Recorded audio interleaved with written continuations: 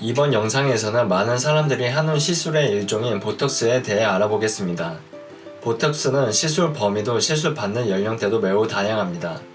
40대와 50대는 얼굴선이나 턱선을 탄력 있게 만들기 위해, 그리고 30대는 노화를 예방하고 관리하기 위해 보톡스 시술을 받습니다. 최근에는 20대 사이에서도 보톡스 시술을 꽤 받는데요. 어깨의 승모근을 축소시키거나 이마나 미간의 주름을 펴기 위해서 맞습니다. 보톡스 과연 위험하지는 않을까요?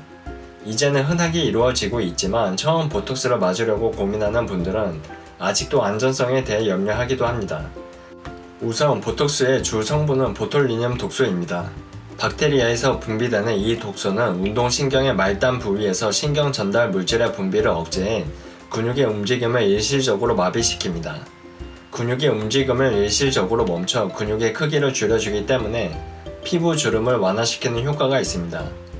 보톡스 시술 시간은 5분에서 10분 정도로 짧으며 통증도 크지 않아 마취 주사가 따로 필요 없는 것도 장점입니다.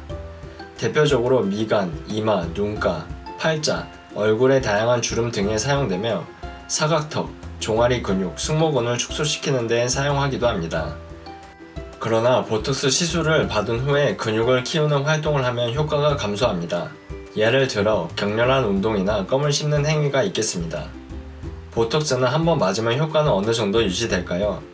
보톡스를 맞는 부위에 따라 그리고 개인에 따라 조금씩은 다르지만 일반적으로 시술 후에 2에서 3일 후부터 일주일 사이에 효과가 보이기 시작하며 효과는 3개월에서 6개월 정도 유지됩니다. 시간이 지나면 보톡스 성분이 체내에서 서서히 흡수되어 체외로 배출되고 근육을 쓰면 쓸수록 다시 발달하게 됩니다. 따라서 보톡스의 효과를 오래 유지시키고 싶은 분들은 적절한 시기에 다시 보톡스 시술을 받아야 합니다. 그러면 보톡스는 자꾸 맞아도 내성이 안 생길까요? 보톡스 주사를 여러 차례 받은 환자들이 자주 묻는 질문 중 하나는 내성에 관한 것입니다. 결론부터 말하자면 내성이 생길 수는 있으나 신체에 나쁜 영향을 미치지는 않으니 걱정하지 않아도 됩니다. 내성으로 인한 부작용은 시술 효과가 떨어지고 보톡스 시술 후 유지 기간이 짧아지는 정도이지 일반적으로 큰 부작용은 없습니다. 보톡스에 내성이 생기는 이유는 크게 두 가지가 있습니다. 독소에 노출된 후 신체 면역 반응에 의해 항체가 형성되면 독소의 효과가 감소되는 2차 내성이 가장 큰 이유입니다. 시술로 인한 보톡스 내성이 여기에 속하는데 보톡스 제제를 구성하는 복합 단백질이 신체의 면역 반응을 유발하기 때문에 발생합니다. 2013년 독일 연구팀이 발표한 논문에 따르면 보톡스 치료를 받은 사람 200명 중 1명꼴로 항체가 발생했다고 합니다. 이 밖에도 많은 논문에서 보톡스의 내성에 대해 다루고 있는데 논문을 종합해보면 보톡스를 반복해 시술한 경우와 고용량을 사용한 경우에서 내성이 나타날 가능성이 높습니다. 이와 달리 체내의 보톨리늄 독소에 대한 항체가 처음부터 존재하는 1차적 내성은 매우 드문 것으로 알려져 있습니다.